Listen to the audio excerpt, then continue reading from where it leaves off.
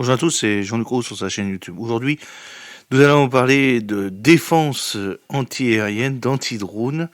La France attaque au système sans pilote, enfin, en tirant les leçons des Jeux Olympiques de Paris. Il faut donc rester dans la course et trouver une réponse à ces menaces et utiliser les leçons apprises en mer Rouge et en mer Noire, a déclaré le général Thierry Carlier lors d'Euronaval. Alors sur la photo, vous avez des militaires français de l'opération Sentinelle qui présentent un fusil RF brouilleur haute fréquence Nérode lors d'une visite de la presse à Paris le 17 juillet 2024. Les attaques utilisant des essaims de drones armés ne relèvent plus de la science-fiction. C'est l'avertissement lancé par Emmanuel Kiva, directeur de l'armement français, lors de l'un des plus grands salons de défense du pays, Euronaval, organisé à Paris au début du mois de novembre. Et oui, dans les déclarations de Kiva, l'Ukraine affirme avoir subi une vague d'attaques de drones de la part de la Russie et Israël se prépare à une troisième vague potentielle de drones et de missiles tirés par l'Iran. Pendant ce temps, des navires de surface sans pilote basés en mer, les USV, ont frappé des navires commerciaux et militaires en mer Rouge et Kiev a réussi à porter des coups importants à la flotte russe en mer Noire en utilisant le même type de technologie naissante. À ce titre, la défense contre les systèmes aériens et maritimes sans pilote a été au cœur des préoccupations d'Euronaval cette année, où les responsables ont discuté des différentes mesures prises par Paris face à cette menace et où les acteurs de l'industrie ont proposé leur système défensif comme solution potentielle.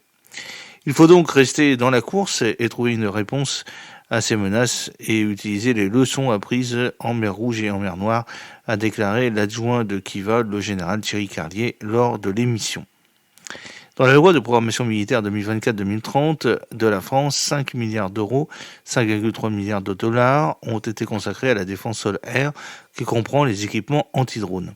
En 2024, en raison des Jeux Olympiques et Paralympiques de Paris, la mission anti-drone, rien que pendant les semaines de compétition, devrait représenter 20 000 heures de surveillance, soit 10 fois plus que pour la Coupe du Monde de rugby 2023, a déclaré le général Stéphane Mille, commandant de l'armée de l'air et de l'espace, dans un entretien avant l'événement. Selon un rapport de l'Assemblée nationale, 355 drones non autorisés ont été détectés pendant les Jeux Olympiques, en grande partie pilotés par les amateurs ignorant la législation, et 81 interpellations ont été effectuées. La menace s'est accrue et les investissements des entreprises du monde entier, y compris de la France, pour la contrer ont augmenté.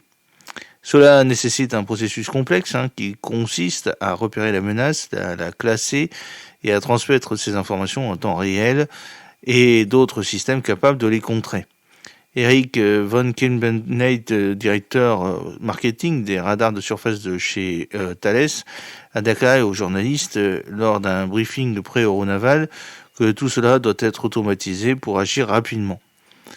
Se pose aussi la question du coût pour l'élimination. Il ne sert à rien d'utiliser un missile à 1 million de dollars pour détruire un drone qui ne coûte que quelques centaines de dollars. Thales a développé le E-Trap pour neutraliser ces drones de classe 1, micro, mini ou petit, qui a fait sa première apparition publique au salon Euronaval, même s'il a été déployé discrètement pendant les Jeux Olympiques selon l'entreprise. Développé avec le soutien de la DGA, Thales explique que le E-Trap est une antenne de micro-ondes à 360 degrés de forte puissance qui émet une impulsion électromagnétique très brève mais très puissante destinée à détruire les composants électroniques nécessaires au fonctionnement d'un drone. Elle est efficace contre un seul drone ou un essaim de drone, précise l'entreprise. Par ailleurs, Safran Electronics and Defense s'est associé avec la société française HoloGuard pour développer sa solution anti-drone, le Skyjacker, déjà utilisé pour sécuriser les Jeux Olympiques et Paralympiques de Paris en 2024. Ce système, qui, selon les entreprises, est efficace jusqu'à 6 miles de distance, permet de tromper le drone en modifiant sa trajectoire en remplaçant les signaux de navigation par satellite qu'il utilise pour le guider vers sa cible par d'autres. Selon Thales, Skyjacker peut efficacement vaincre des drones isolés ou des essaims de drones dans des environnements terrestres et navals. Le 23 octobre, devant la commission de défense de l'Assemblée nationale, Emmanuel Kiva a déclaré au moins 3 des frégates françaises et FREMM seront équipées du système Skyjacker. Il a également indiqué qu'en mer, on peut projeter dans l'air une grande quantité de métal pour neutraliser ces menaces, notamment face à des essaims. Une force anti-drone a été mise en place à la lumière des événements en mer Rouge. Elle a étudié, par exemple, l'utilisation de munitions de 76 mm de canons de 76 mm Auto Melara pour neutraliser les menaces des drones. À Euronaval, MC2 Technologies, une PME spécialisée dans les micro et les nanotechnologies, présentait également certains de ces systèmes anti-drones, dont le Nérode, un canon brouilleur conçu pour perturber et neutraliser les communications entre les micros ou les mini-drones et leurs contrôleurs. L'entreprise affirme que 80 de ces armes ont déjà été livrées aux forces armées et à la police française et quelques 500 ont été livrées à de nombreux clients à l'étranger, en Asie, en Afrique, en Europe et au Moyen-Orient, dont le Luxembourg, la Côte d'Ivoire, le Japon.